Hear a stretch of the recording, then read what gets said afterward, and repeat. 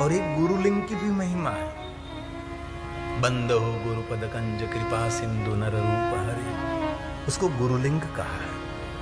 आपका जो सदगुरु है वो भी साक्षात महादेव का स्वरूप है, इसीलिए शिव महापड़ ग्रंथ में गुरुलिंग की भी महिमा गाई है। गुरुदेव की महिमा भी शिव महापड़ ग्रंथ में कही है। और बहुत लोग कहते हैं कि सदगुरु को कभी बदलना नहीं चाहिए। ऐसा नहीं होता। 6 महीने की अवधि है, किसी के पास से आपने दीक्षा ली, 6 महीने तक आपको कुछ भी सीखने को नहीं मिला, कोई भी मार्गदर्शन नहीं मिला, कोई आध्यात्मिक मार्गदर्शन नहीं मिला, कोई जीवन पथ नहीं मिला, तो 6 महीने के बाद इस सदगुरु को छोड़कर अन्य सदगुरु के पास जा सकते हैं। और जिन सदगुरु को आपने छोड़ दिया उसकी कभी निंदा नहीं करनी चाहिए, उसके अनुयायी की कभी निंदा नहीं करनी चाहिए। ऐसा कहीं नहीं कहा। कहीं लोग कहते एक बार सदगुरु बना लिया दूसरा नहीं बना सकते। दत्तात्रेय भगवान को 24 गुरु की महिमा थी,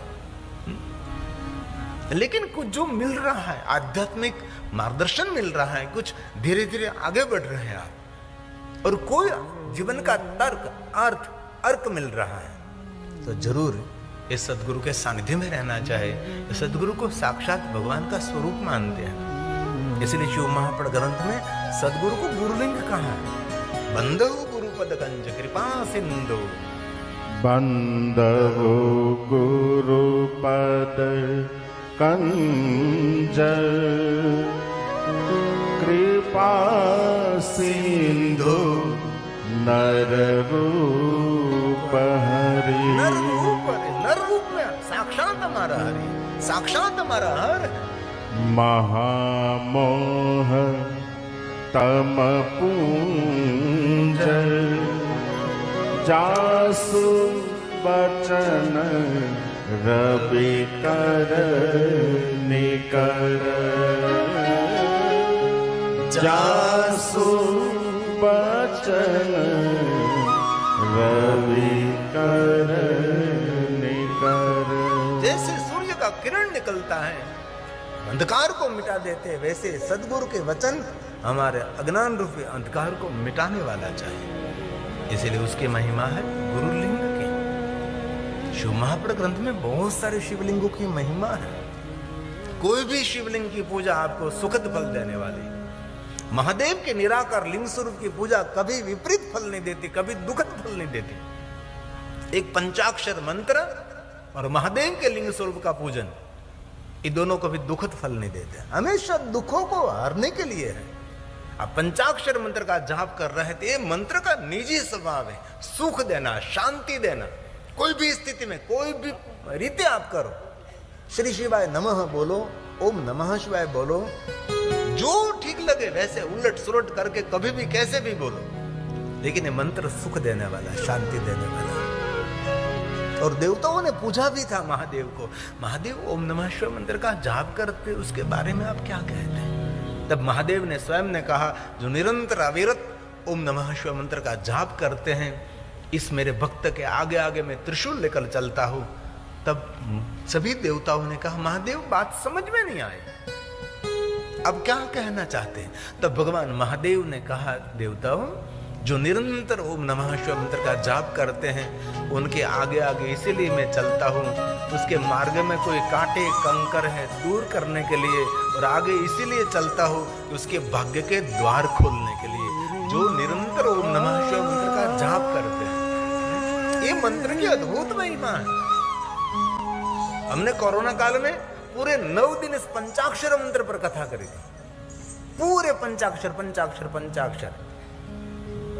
ओम नमः शिवाय ये मूल मंत्र है। ओम श्री शिवाय नमस्तभ्यम ये भगवान शिव जी को नमस्कार है। हमारे ऋषि मुनि मंत्र के दृष्टा थे, कैसे मंत्र बोलना चाहिए उनका विधान है। ये शिव जी मैं आपको नमस्कार करता हूं, ऐसा भाव इसमें छुपाया है ना। ओम नमः शिवाय मंत्र का अर्थ है ओम मतलब समग्र ब्रह्मांड, नमः नमस्कार, शिव और शिवाय पूरे ब्रह्मांड का कल्याण करे, पूरे ब्रह्मांड का कल्याण करे, पूरे ब्रह्मांड का कल्याण करे। मेरा एक का नहीं, सबका कल्याण हो, सबका कल्याण हो, सबका कल्याण हो। जो निरंतर ओम नमः शिवाय मंत्र का जाप करते हैं, उनका निरंतर कल्याण रहता है। और स्वयं भगवान महादेव ने दक्ष महाराज को कहा था, दक्ष महाराज जो निजी भाव रहेगा वही जगत में आपके लिए सब कुछ सर्जन होगा। मेरा एक का नहीं, सबका कल्याण हो, सबका, पूरे ब्रह्मांड का कल्याण करे, पूरे ब्रह्मांड का कल्याण करे, पूरे ब्रह्मांड का कल्याण करे। मेरा एक का नहीं, सबका कल्याण हो, सबका कल्याण हो, सबका कल्याण हो। जो निरंतर ओम नमः शिवाय मंत्र का जाप करते हैं उनका निरंतर कल्याण रहता है। और स्वयं भगवान महादेव ने दक्ष महाराज को कहा था, दक्ष महाराज जो निजी भाव रहेगा वही जगत में आपके लिए सब कुछ सर्जन होगा। अंदर का जो भाव है वही आपके लिए प्रकृति में सर्जन होगा। इसलिए जितना शुद्ध भाव, जितना पवित्र भाव, जितना कल्याणकारी भाव। और भगवान महादेव ने प्रजेश दक्ष महाराज को कहा था, जैसा दूसरों के साथ वर्ताव करोगे ऐसा वर्ताव आपके लिए फलित होगा। इसलिए दूसरों के प्रति अहोभाव प्रकट करें। जो दक्ष महाराज ने शंकर भगवान के साथ ऐसा दुर्व्यवहार किया था, इस कथा से हम परिचित हैं। इसलिए भगवान महादेव ने दक्ष महाराज को दीक्षित किया था। कभी दक्ष महाराज ऐसा नहीं करना है कि दूसरों के प्रति कभी दुर्व्यवहार करें। दूसरों के प्रति जैसा व्यवहार करोगे वैसा ही आपके लिए फलित होगा। कैसे? महादेव ने कहा कि शांत सरोवर में कोई पत्थर गिरता है तो जहां पत्थर गिरेगा वहां से तरंग का प्रारंभ होगा। ये पूरी तरंग पूरे सरोवर में फैलती है। इसलिए जो आप सोचेंगे, जो आप बोलेंगे, जो विचारेंगे आपसे प्रारंभ होगा। इसलिए मेरे ऋषि मुनियों ने विचारधारा प्रकट करी, सर्वे भवन्ति। ऐसा नहीं कहा सिर्फ पृथ्वी, सिर्फ हिंदू, सिर्फ भारत, नहीं नहीं, ये कितनी विशाल विचारधारा रही होगी। सर्वे भवन्तु, सर्वे भवन्तु सुखिनः, सबको सुख मिले, सबको आरोग्य मिले, सर्वे सन्तु निरामया। ये पहली पंक्ति ऋषि मुनियों ने कही। भगवान शिव जी मिले ऋषि मुनियों को। ऋषि मुनियों को कहा कि आप मांगो, आपको क्या चाहिए। ऋषि मुनियों का सबको सुख मिले, सबको आरोग्य मिले। भगवान महादेव ने कहा नहीं नहीं, सबको नहीं मिलेगा। किसको मिलेगा? आधी पंक्ति महादेव ने बोली, किसको मिलेगा? तो कहा जिनकी भद्र भावना हो। सर्वे भद्राणि पश्यन्तु, सुख का भाव, दूसरों के कल्याण का भाव, दूसरे के आरोग्य का भाव। कश्चित् दुःखमाप्नुयात्,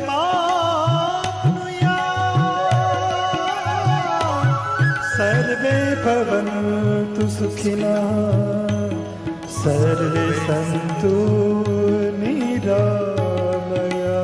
ऋषि मुनियों की उदारता है, सबको सुख मिले, सबको आरोग्य मिले। भगवान महादेव ने कह दिया नहीं नहीं, सबको नहीं मिलेगा।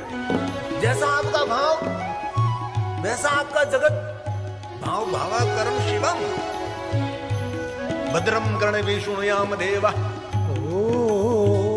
भद्र भद्र, सुंदर सुंदर कथा सुनने का अवसर मिले, अभद्र कभी सुनने का अवसर न मिले, ऐसा भाव चाहिए। भद्रं कर्णेभिः शृणुयाम देवा, भद्रं पश्येम पुराणों की कथा, क्षभिर्यजत्राः, स्थिरैरङ्गैस्तुष्टुवागुस्तनो, वीर्यक्षेमहि देवहितं यदायु। भद्रं कर्णेभिः। इसलिए ओम नमः शिवाय मंत्र का ही जाप करो। ये मंत्र सुख देने वाला, संपत्ति देने वाला, कामना मनोकामना पूर्ण करने वाला। कोई भी स्थिति में जिस अपवित्रता का वर्णन यहां से नहीं कर सकता, ऐसी अपवित्र अवस्था में भी ओम नमः शिवाय, ओम नमः शिवाय, ओम नमः शिवाय। मेरे पास श्लोकात्मक प्रमाण है सब कुछ, इसलिए मैं बोल सकता हूं। ये सुख देने वाला, शांति देने वाला मंत्र है।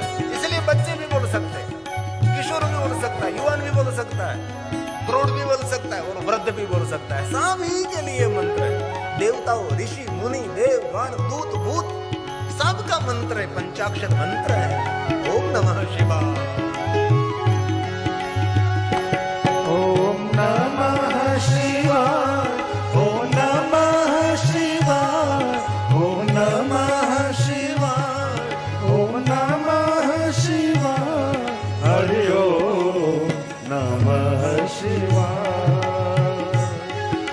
हरि ओम नमः शिवाय। ओम नमः शिवाय। ओम नमः शिवाय। ओम नमः शिवाय। ओम नमः शिवाय। हरि ओम नमः शिवाय। हरि ओम नमः शिवाय। शिव शंभो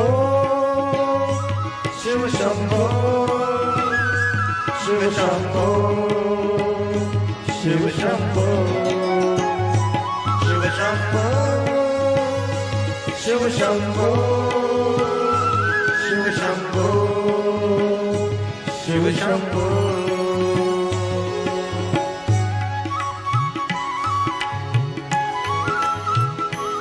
हे महादेव, हे महादेव।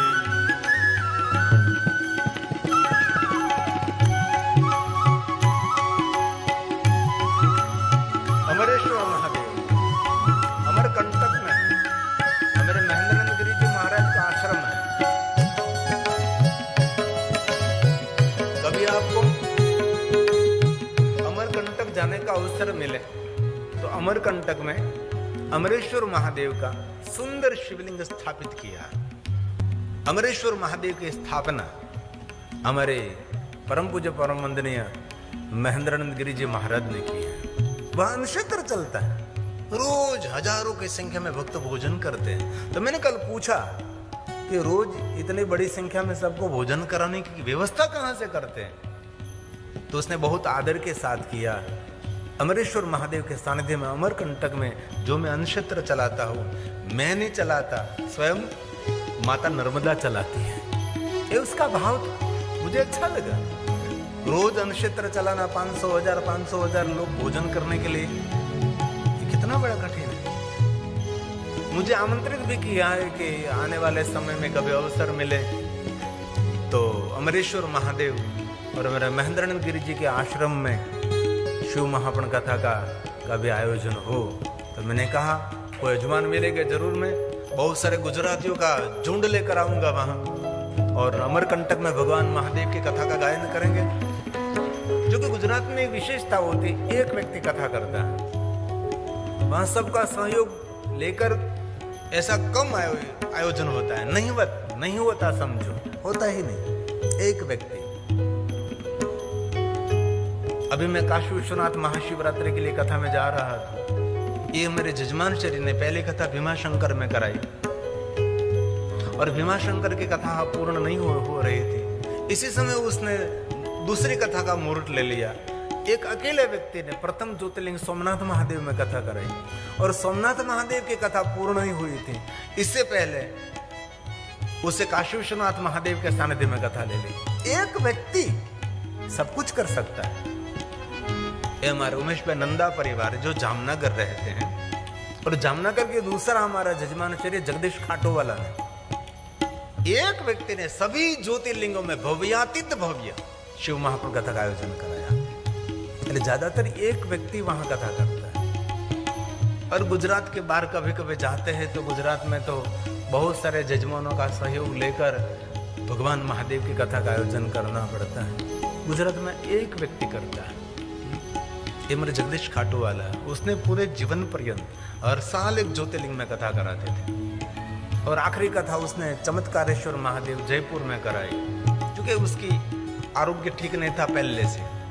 जब जन्मे से वहां से एक आंख थी, एक आंख में 15% ही दिखाई देता था। बाद में डायबिटीज भरपूर थी, दोनों किडनी खराब थी, पूरी रात डायलिसिस चलता था, तो भी अपना कारोबार सब कुछ चलाते थे। हर साल भगवान की कथा भी करते थे। इसलिए कभी जीवन में कुछ ऐसा हो जाए तो आपको कभी मन छोटा भी नहीं करना है और कभी हिम्मत हारना भी नहीं। आपके सहायक भगवान शिव रहेंगे, आपके साथ महादेव रहेंगे। आइए 2 मिनट के लिए भाव से और आदर के साथ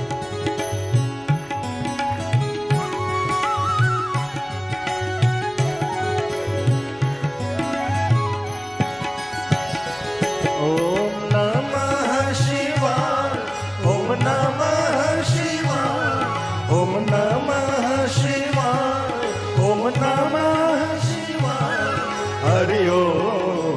नमः शिवाय, हरि ओम नमः शिवाय, ओम नमः शिवाय, ओम नमः शिवाय, ओम नमः शिवाय, ओम नमः शिवाय, हरि ओम नमः शिवाय, हरि ओम नमः शिवाय। शिव शंभो शिव शंभो शिव शंभो शिव शंभो शिव शंभो शिव शंभो शिव शंभो शिव शंभो शिव शंभो शिव शंभो शिव शंभो। इसीलिए जीवन का एक दिन भी खाली नहीं रहना चाहिए जिस दिन आपने भगवान महादेव का पूजन नहीं किया है। एक काम नहीं, जीवन के हजारों काम नहीं, करोड़ों करोड़ों कार्यों को छोड़कर भगवान महादेव का विशेष प्रकार से पूजन करें। सबके पास 24 घंटे ही हैं, इनमें से समय निकालकर आपको भगवान महादेव का पूजन अर्चन करना है। और भगवान महादेव ने सर ने कहा रोज न कर सके, सोमवार महीने में एक बार।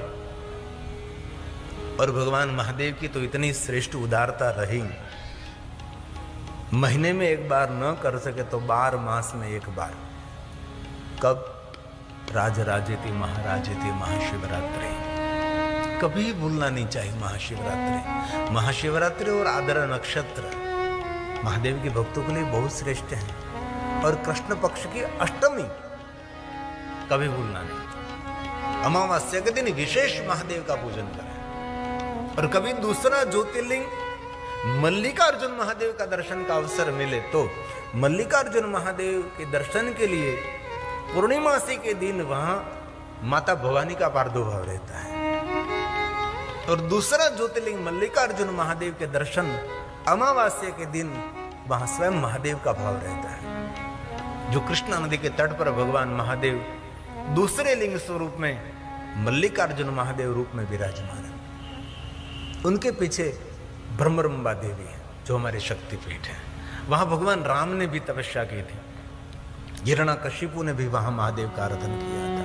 वहां 5 पांडवों ने पंच शिवलिंग की स्थापना की। वहां शिखरेश्वर महादेव भी है, कुमारेश्वर महादेव है, वहां स्तंभेश्वर महादेव है, वहां देवेश्वर महादेव है। ऐसे बहुत सारे भगवान महादेव के लिंग स्वरूप इस शैल पहाड़ पर है जहां हमारा दूसरा ज्योतिर्लिंग विराजमान है। इस तीर्थ के साक्षी स्वरूप साक्षी गणेश जी हैं। इसलिए मल्लिकार्जुन महादेव का दर्शन करने समय गणेश जी को अवश्य मिलना चाहिए। ये दूसरे ज्योतिर्लिंग की एक अद्भुत महिमा है।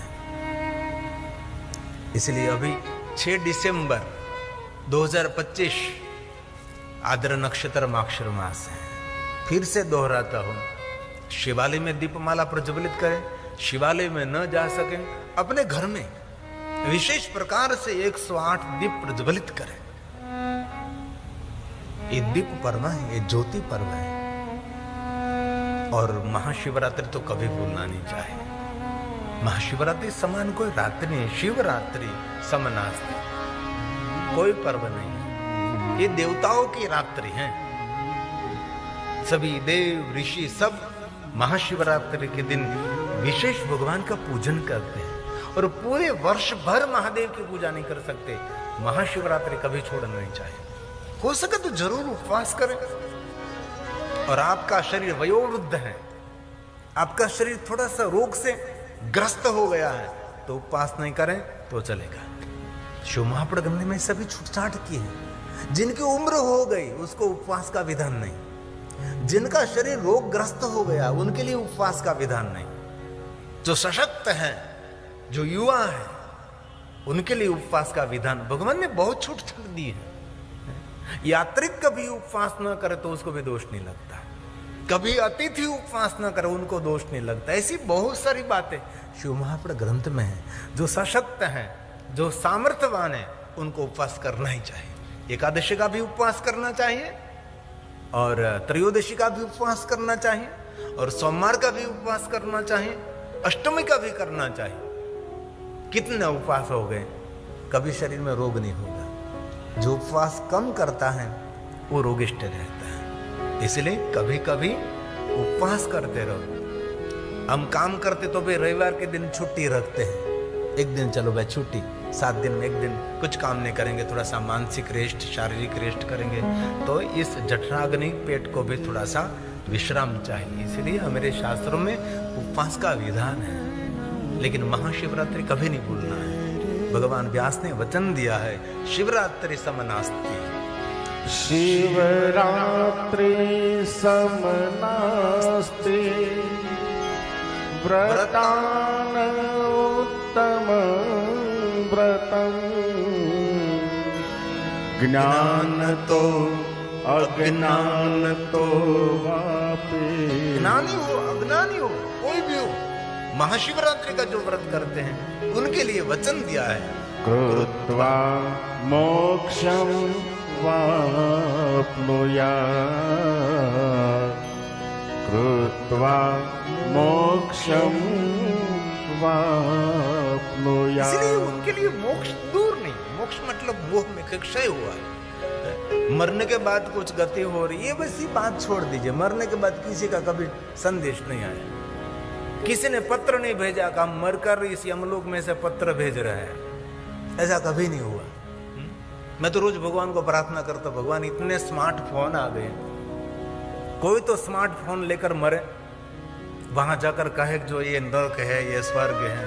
लेकिन आजकल वीडियो कॉलिंग करते हैं ना, अब नर्मदा के तट पर गए तो बहुत लोग वीडियो कॉलिंग कर रहे हैं, दूसरों को दर्शन करा रहे हैं, लेकिन ऐसा संभव ही नहीं।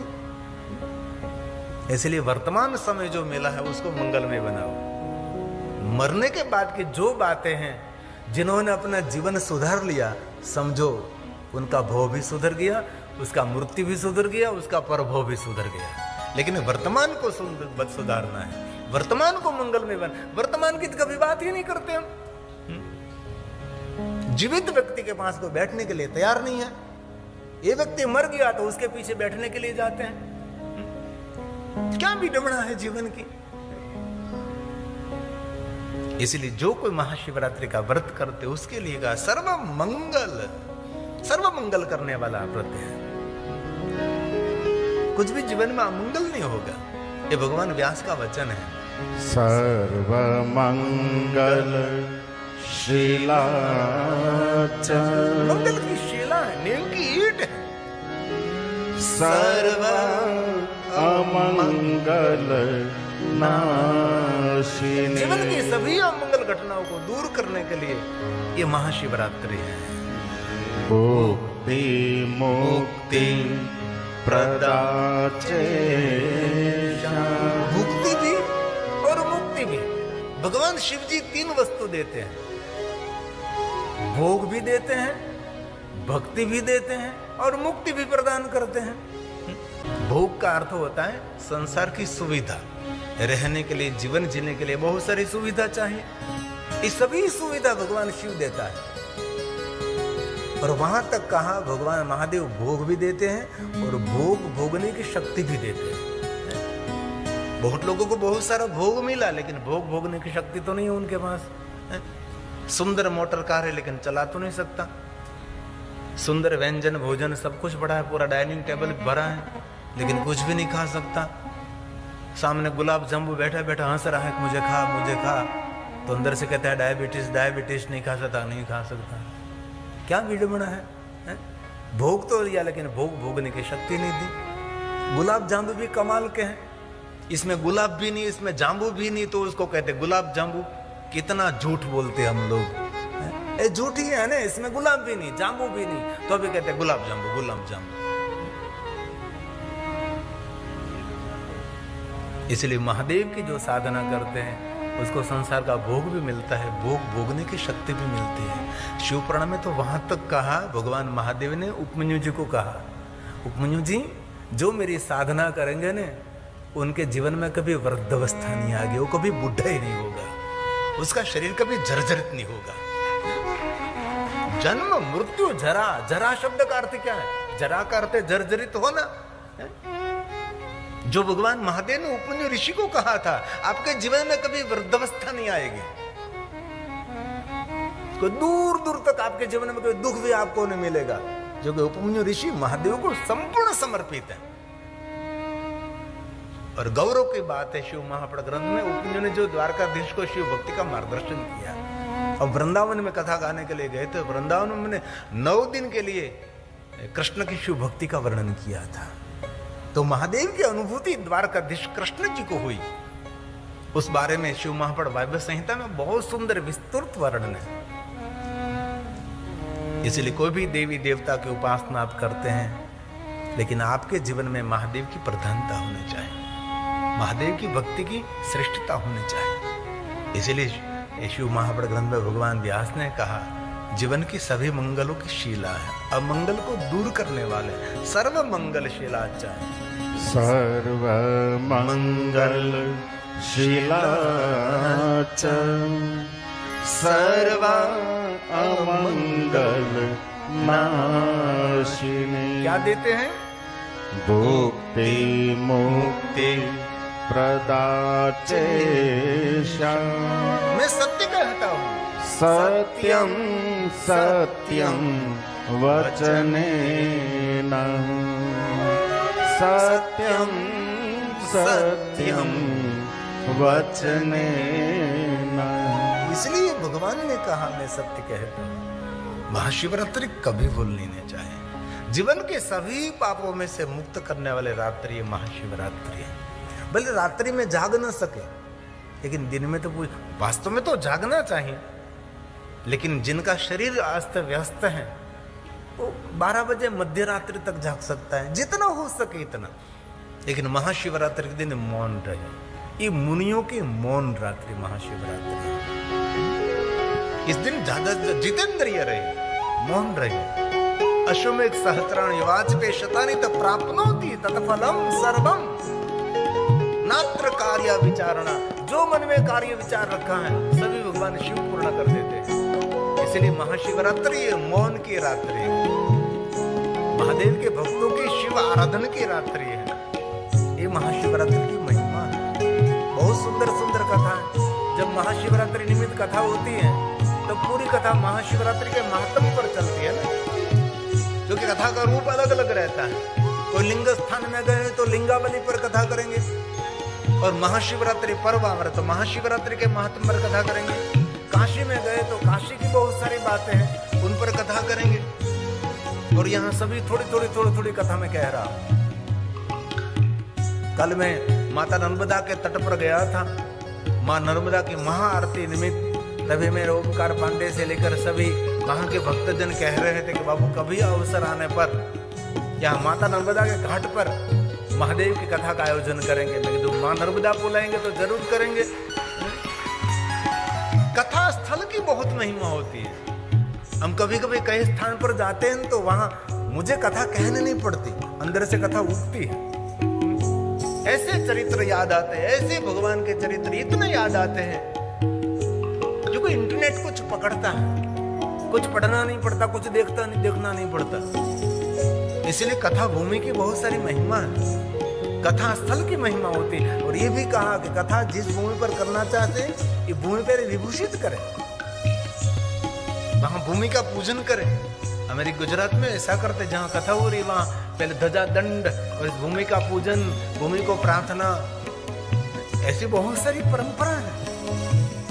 इसलिए महाशिवरात्रि हमारे सबके लिए ज्ञान की रात्रि है, जागने की रात्रि है, प्रकाश की रात्रि है।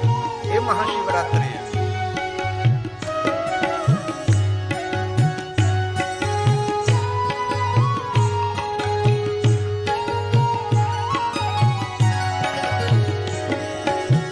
शिवरात्रि महारात्रि योग की है रात्रि, शिवरात्रि महारात्रि योग की है रात्रि, योगी योगी योग रात्रि,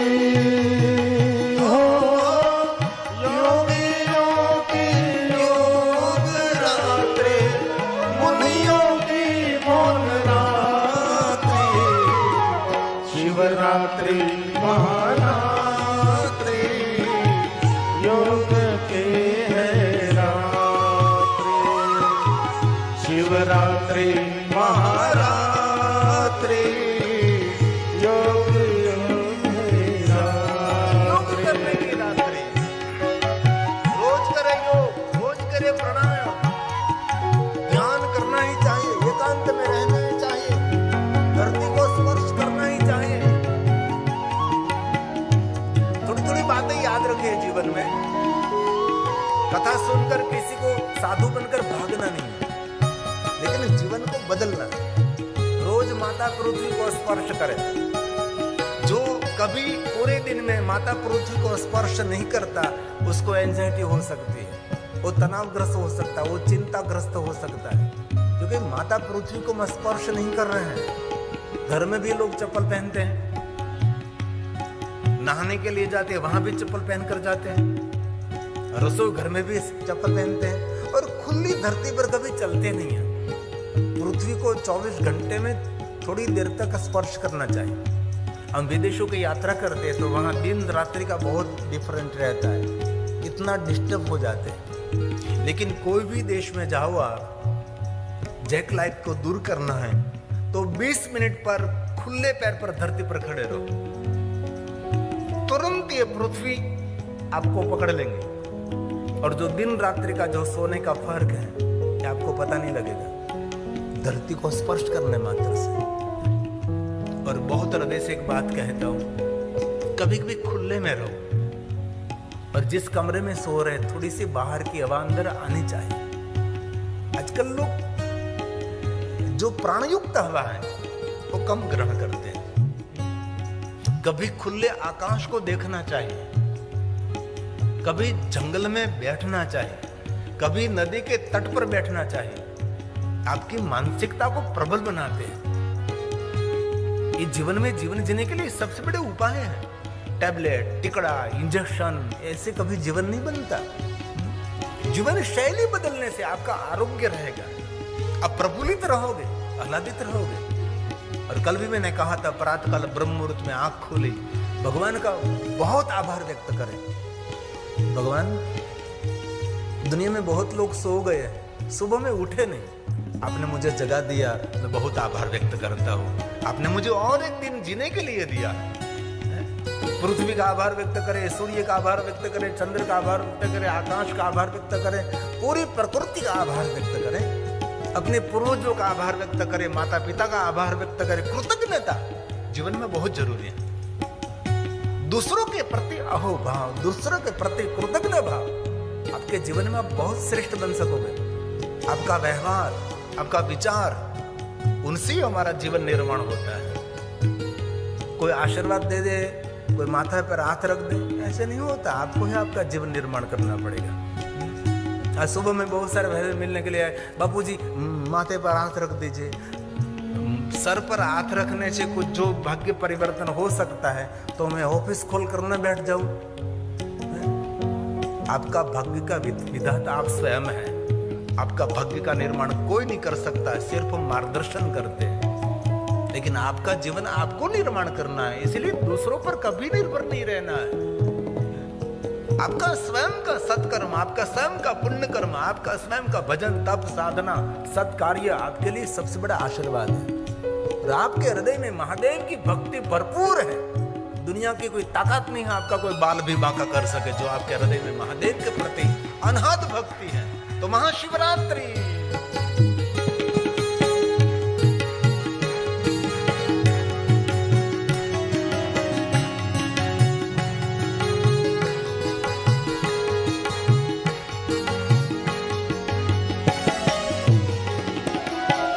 ब्रह्मा विष्णु करे आराधन, लिंग प्रकट की है ये रात्रि।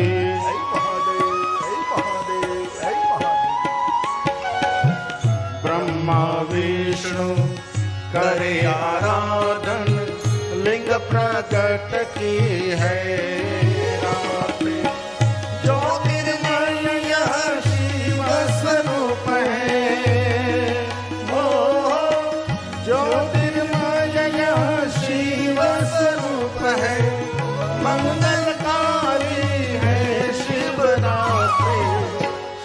शिवरात्रि महारात्रि योग के है रात्रि। शिवरात्रि महारात्रि योग के है रात्रि। योगियों की योग रात्रि हो, योगियों की योग रात्रि, मुनियों की मौन रात्रि। शिवरात्रि महारात्रि योग के है रात्रि। शिवरात्रि महारात्रि योग के है रात्रि। हे महादेव, हे महादेव, हे महादेव।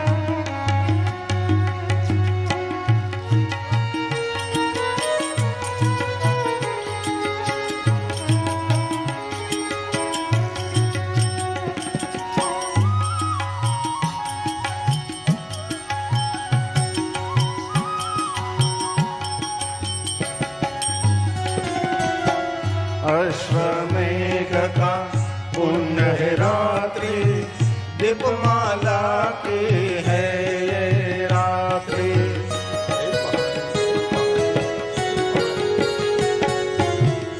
अश्वमेघ का पुण्य है रात्रि, दीपमाला की है ये रात्रि। सब देवों आराधे शिव को, सब देवों आराधे शिव को।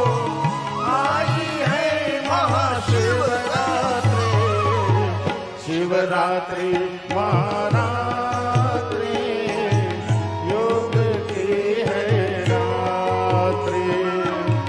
शिवरात्रि महारात्रि योग की है रात्रि। योगियों की योग रात्रि हो, योगियों की योग रात्रि, मुनियों की मौन रात्रि।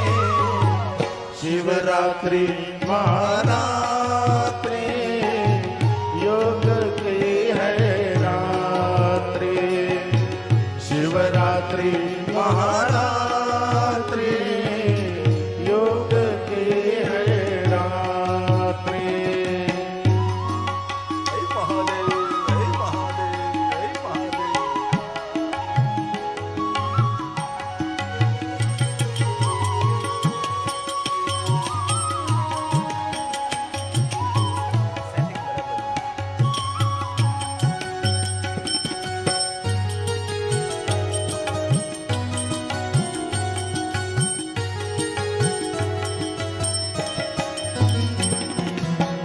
कोई फूल लाया, कोई बेलपाती, पंचामृत और चढ़े विभूति। हे महादेव, हे महादेव। पंचामृत और चढ़े विभूति। गिरी कहे शिव शरण में आओ, गिरी कहे शिव शरण में आओ। आई है महाशिवरात्रि, शिवरात्रि महारात्रि योग की है रात्रि। शिवरात्रि महारात्रि योग की है रात्रि। योगियों की योग रात्रि हो, योगियों की योग रात्रि, मुनियों की मौन रात्रि। शिवरात्रि महारात्रि योग की है रात्रि। शिवरात्रि महारात्रि योग की है महारात्रि योग की है रात्रि।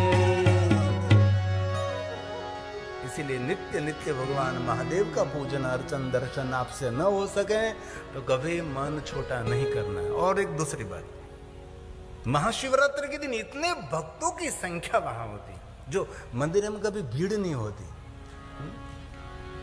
भीड़ रेलवे स्टेशन में होती है, एयरपोर्ट पर होती है, और कथा में कभी भीड़ नहीं होती। बोले मंदिर में बहुत भीड़ थी। अरे जब भेड़ बकरे एकत्र होते उसको भीड़ कहा जाता है। भक्तों का समूह होता है, भक्तों की संगति होती है। इसलिए महाशिवरात्रि के दिन शिवालय में भीड़ नहीं, शिवालय में अधिक भक्तों की संख्या होती है। इसलिए आप शिवालय में जाकर भगवान महादेव का पूजन अर्चन दर्शन नहीं कर सकेंगे, क्योंकि महाशिवरात्रि इतने भक्तों की बड़ी संख्या वहां रहती है। तो बाहर से भगवान महादेव के शिखर का दर्शन कर लीजिए, शिव दर्शन का ही फल है। महादेव की ध्वजा का दर्शन कर लीजिए, वही शिव दर्शन है। और नित्य जो भगवान महादेव के ध्वजा का दर्शन करते हैं ना, उनको सभी क्षेत्रों में विजय प्राप्त होता है, वो कभी पराजय नहीं होता। इसलिए महादेव की ध्वजा का दर्शन की महिमा है।